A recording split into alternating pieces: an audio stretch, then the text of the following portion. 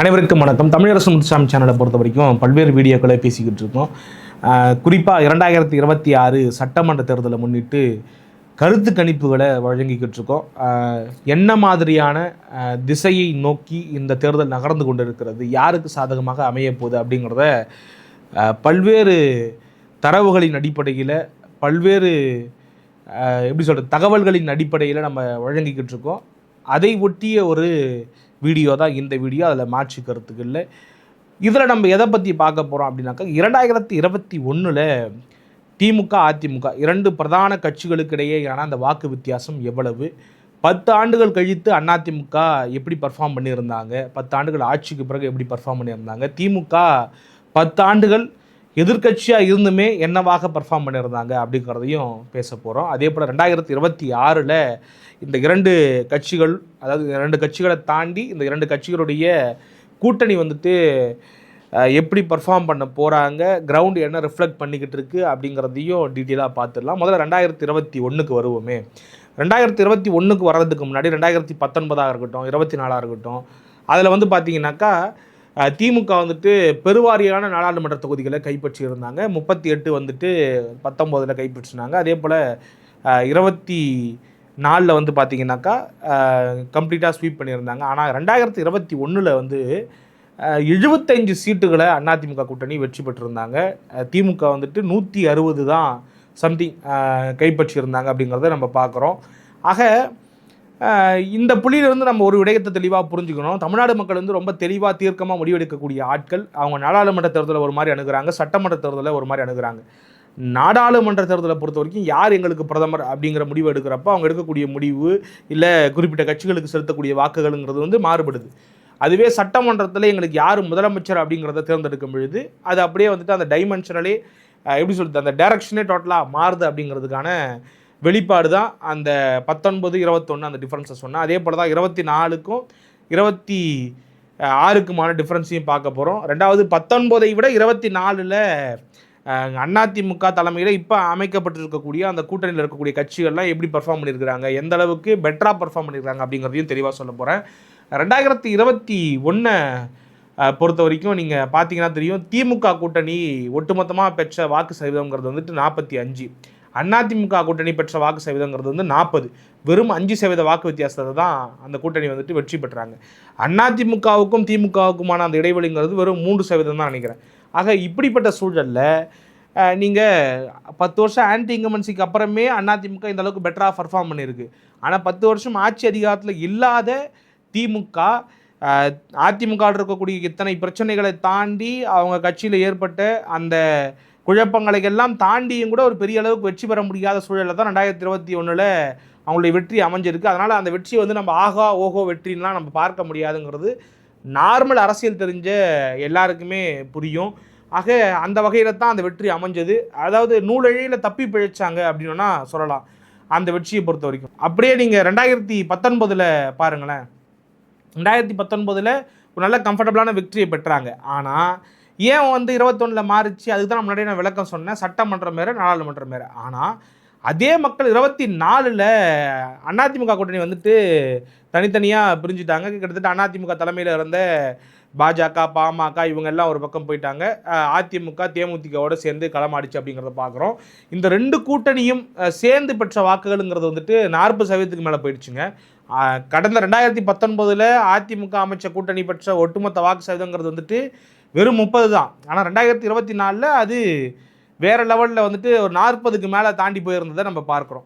அப்போ நாடாளுமன்றத்துக்கே அது வேற ஒரு பீக் எடுத்திருக்கு அப்படிங்கிறத பார்க்குறோம். அப்போ சட்டமன்றம்னு வரும் பொழுது சட்டமன்றத்தை நார்மலாகவே திமுக அதிமுக கூட்டணிக்கான இடைவெளிங்கிறது 5 தான் இருந்திருக்கு. அதுவும் எதிர்கட்சியாக திமுக சந்திச்சப்போ. இப்போ ஆளுங்கட்சியாக திமுக சந்திக்க போகுது அப்படின்னும் பொழுது யோசிச்சு பாருங்கள், ஒரு செட்பேக் இருக்கும், ஒரு பெரிய செட்பேக் இருக்கும். ஆட்டோமேட்டிக்காக திமுக ஆளுங்கட்சியாக இருக்கிறாங்கனாக்கா அவங்க முன்னாடி வாங்கின வாக்கு சதவீதத்தோட ஒரு 10% குறைஞ்சிருவாங்க. அதிமுக எதிர்கட்சியாக இருந்து தேர்தலை சந்திக்கிறாங்கனாக்கா ஒரு 10% கூடிடுவாங்க. அப்போ அந்த அடிப்படையிலேயே அதிமுக மிகப்பெரிய எட்ஜ் எடுக்க போகுது அப்படிங்கிறதுல மாற்று கிடையாது. ஆனால் இது போக அதிமுகவுக்கு வலு சேர்க்கக்கூடிய வகையில் கடந்த தேர்தல்களில் சின்ன சின்ன லூப் போலாக இருந்தது இல்லையா. அமமுக தனித்து போட்டிக்கிட்டாங்க. அமமுக அதிமுகவுடைய வாக்குகளை சில பிரித்தாங்க தென் மண்டலங்களில் அப்படிங்கிறத பார்க்குறோம். இப்போ அமமுகவை உள்ளே கொண்டு வந்துட்டாங்க. ஒரு பக்கம் பாட்டாளி மக்கள் கட்சி நார்தன் பெல்ட்டில் பலமாக இருக்கிறாங்க, பாஜக சில பாக்கெட்ஸில் பலமாக இருக்கிறாங்க, தென்மண்டலத்தில் அமமுக. அப்போ ஒரு பலமான ஒரு கூட்டணியை அதிமுக கட்டமைச்சிட்டு எந்தவித ஆன்டி இன்கம்பன்சியும் இல்லாமல் எதிர்கட்சியாக தேர்தலை சந்திக்கிறப்ப ரொம்ப லாபகமாக இந்த தேர்தலை ஜெயிப்பதற்கான வாய்ப்பு வந்துட்டு அதிமுக இருப்பதாக தான் மக்கள் வந்து பேசிக்கிறாங்க. நமக்கு கிடைக்கக்கூடிய தகவல்களுமே அதை தான் சொல்லுது, நம்ம எடுக்கக்கூடிய தரவுகளுமே அதை தான் நமக்கு வெளிப்படுத்துது அப்படிங்கிறத நம்ம பார்க்குறோம். அப்போ நீங்கள் யோசிச்சு பாருங்களேன், இப்போ நீங்கள் தென் மண்டலங்களில் கடந்த முறை வந்துட்டு அவ்வளவு பிரச்சனைகளை தாண்டி அமமுக பிரித்த ஓட்டை எல்லாம் தாண்டியுமே வந்துட்டு 15 தொகுதிகளை கைப்பற்றியிருந்தாங்க. எனக்கு தெரிஞ்ச நினைவுக்கு சரியாக இருந்தால் 15 கான்ஸ்டிடுவன்சிஸ் நினைக்கிறேன். அப்போ இந்த முறை ஆன்டி இன்கம்பன்சி கிடையாதுங்க, நாங்கள் வந்துட்டு எதிர்கட்சியாக சந்திக்க போகிறோங்க, ஒரு பக்கம் அமமுக எங்கள் கூட சேர்ந்துடுச்சுங்க, அந்த ஓட்டு கன்சாலிடேட் ஆக போகுது. அப்போ அதையெல்லாம் நம்ம கணக்கில் எடுத்து அப்போ அந்த பகுதி மக்கள்கிட்ட நம்ம விசாரித்து அவங்களுடைய எண்ணம் என்னவாக இருக்கிறது அப்படிங்கிறதெல்லாம் கணக்கிட்டு பார்க்குறப்ப தென்மண்டலத்தில் மீண்டும் எலிவேட் ஆகுது அதிமுக, தென்மண்டலத்தில் பழையபடி ரிவாம்ப் ஆகுது அதிமுக அப்படிங்கிறத நம்ம தெளிவாக புரிஞ்சுக்கிறோம்.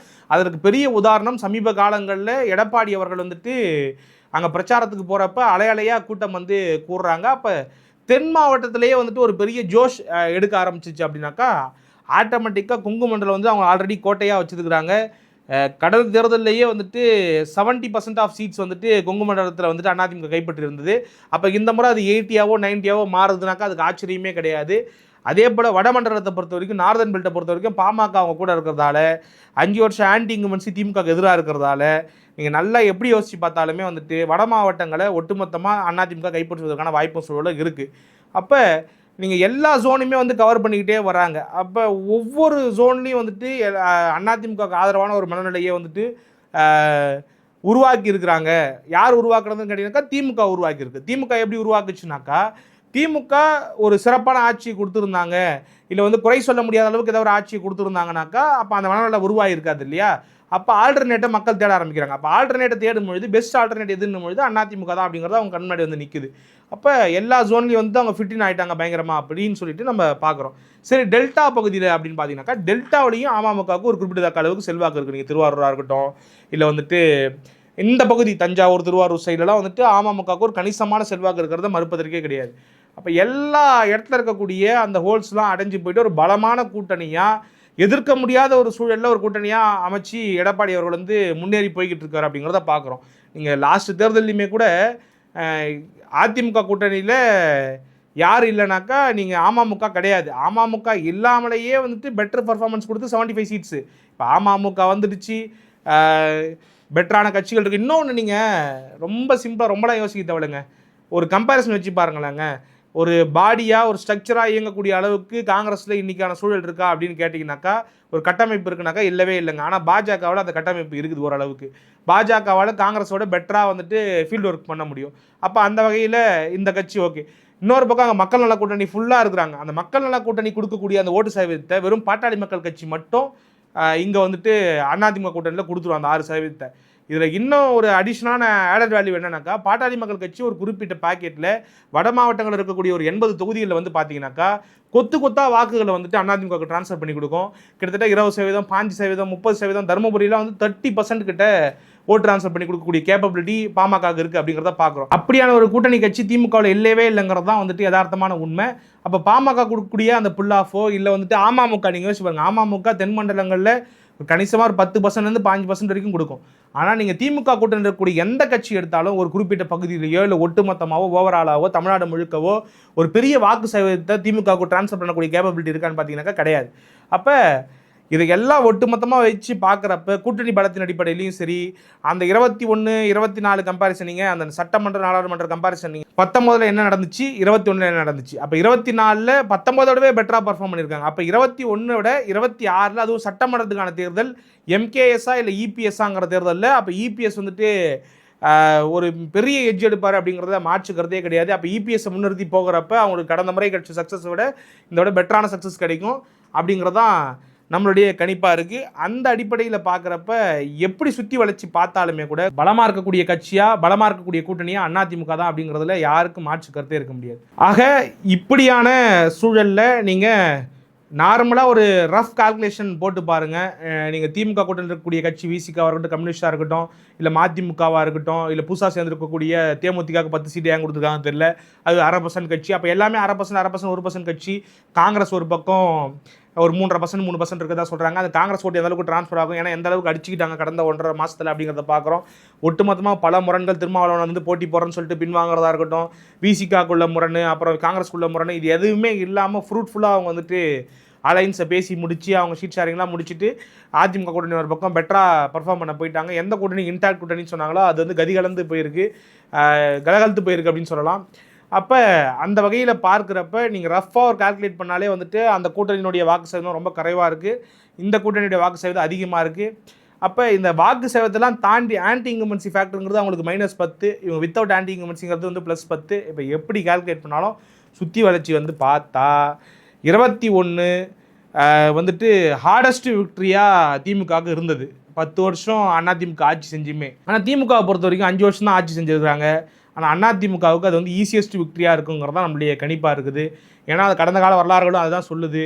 நம்ம வந்துட்டு அந்த 21 ரிசல்ட்டை வச்சு கம்பேர் பண்ணும்போது அதுதான் நமக்கு புரியுது. அப்போ தெளிவாக ஒரு விடயத்தை நமக்கு அது வெளிப்படுத்துது அப்படிங்கிற பார்க்குறோம். அப்போ எல்லா ஜோன்லேயும் வந்துட்டு ஒரு விஷயம் ஹெல்ப் ஆகுது. இன்னொரு விடயத்தை குறிப்பாக அதில் மேற்கோள் காட்டணும் அப்படின்னு பார்க்குறேன். சென்னை பகுதியிலுமே வந்துட்டு அதிமுக வந்துட்டு ஒரு மிகப்பெரிய அளவுக்கு வந்துட்டு வெற்றிகளை பெறுவதற்கான வாய்ப்பு இருக்குது. ஒரு டென்ட் அண்ட் டேமேஜ் வந்துட்டு ஏற்படுத்தி திமுக வைத்திருக்கக்கூடிய இடங்களை பலதை கைப்பற்றுவாங்க. அதற்கு மிக முக்கியமான காரணம் விஜய் ஃபேக்டர். விஜய் வந்துட்டு பார்த்தீங்கன்னா ஒரு கணிசமான வாக்குகளை வந்து இங்கே பிரிக்கிறாப்புல சிட்டியில். அப்போ அந்த சிட்டி பாக்கெட்டை பிரிக்கக்கூடிய வாக்குகள் பெரும்பாலும் திமுக வாக்குகளாக இருக்குது அப்படிங்கிறதையும் நம்ம நிறைய இடங்களில் பேசும்போது தெரியுது. அப்போ அதன் அடிப்படையில் பார்க்குறப்ப அப்போ அவர் வந்து ஈஸ் அவுட் பண்ணி விடுறாரு சென்னை ஜோனை அப்படிங்கிறத பார்க்குறோம். அப்போ எல்லா ஜோன்லையுமே வந்துட்டு அதிமுகவுக்கு சாதகமான ஒரு சூழல் வந்துட்டு இந்த தேர்தலை பொறுத்த வரைக்கும் ஏற்பட்டிருக்கு அப்படிங்கிறது தான் யதார்த்தமான உண்மை. ஆக இந்த தேர்தல் வந்துட்டு அதிமுகவுக்கு சாதகமான ஒரு தேர்தல். கிட்டத்தட்ட எப்பயும் போல் அதிமுக திமுக இடையில போட்டி நடக்குது அப்படின்னா அதிமுக எதிர்கட்சியாக இருந்து ஆளுங்கட்சியாக மாறப்போகுது அப்படின்னாக்கா அந்த வாக்கு சதவீத இடைவெளிங்கிறது வந்து 10 தாண்டி தான் இருக்கும். அதே போல் ஒரு 8 இல்லை 10% எடுத்து முன்னேறுவதற்கு, அதாவது ஆட்சி அதிகாரத்தை பிடிப்பதற்கான வாய்ப்பும் சூழலும் அதிமுக இருப்பதாக தான் நம்ம பார்க்குறோம்.